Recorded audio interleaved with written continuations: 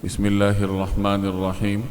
حضرت ابو ہریرہ رضی اللہ تعالی عنہ کی روایت کا مفہوم ہے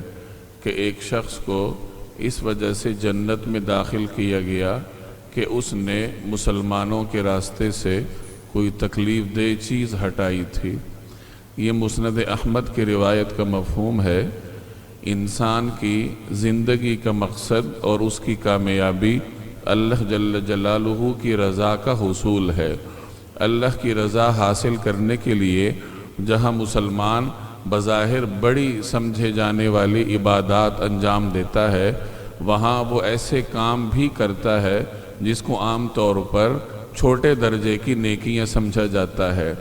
اور انسان کی کامیابی اسی میں ہے کہ وہ کسی نیکی کو چھوٹا سمجھ کر ترک نہ کرے، کیونکہ بعض اوقات کوئی نیکی جس کو عام طور پر چھوٹا سمجھا جاتا ہے لیکن وہی نیکی انسان کی مغفرت کا سبب بن جاتی ہے۔ جیسے آج کی روایت میں آپ نے سنا کہ ایک شخص کی مغفرت اللہ نے اس وجہ سے کر دی اور اسے جنت میں اس وجہ سے داخل کیا کہ اس نے مسلمانوں کے راستے سے کوئی تکلیف دہ چیز ہٹائی تھی۔ گویا کہ راستے سے کانٹے وغیرہ یا ٹہنیاں یا کوئی بھی تکلیف دہ چیز ہٹانا انسان کے جنت میں داخلے کا سبب بن سکتا ہے۔ اس سے ہمیں یہ بات معلوم ہوئی کہ انسان کو ہر وقت کوئی نہ کوئی نیکی انجام دینے کی فکر کرنی چاہیے، خواہ وہ نیکی بظاہر دیکھنے میں کتنی ہی چھوٹی کیوں نہ معلوم ہوتی ہو۔ اور دوسری بات ہمیں اس سے یہ معلوم ہوئی کہ انسان کہ اللہ تبارک و تعالیٰ کو اپنی مخلوقات سے محبت ہے، اور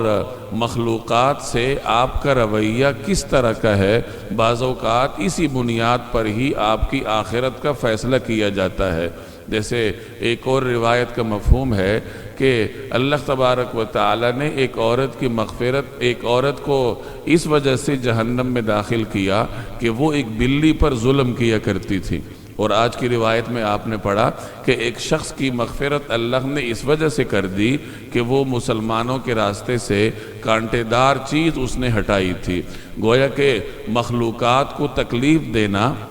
یہ جہنم جانے کا سبب بن سکتا ہے، اور مخلوق کو فائدہ پہنچانا یہ جنت جانے کا سبب بن سکتا ہے۔ تو دوسری بات اس روایت سے ہمیں یہ معلوم ہوئی کہ انسان کو ہر وقت کوشش کرنی چاہیے کہ اس کی ذات سے کسی مخلوق کو کوئی نہ کوئی فائدہ ضرور پہنچے، چاہے وہ فائدہ بظاہر دیکھنے میں کتنا ہی چھوٹا کیوں نہ نظر آتا ہو۔ اللہ تبارک و تعالی عمل کرنے کی توفیق عطا فرمائے۔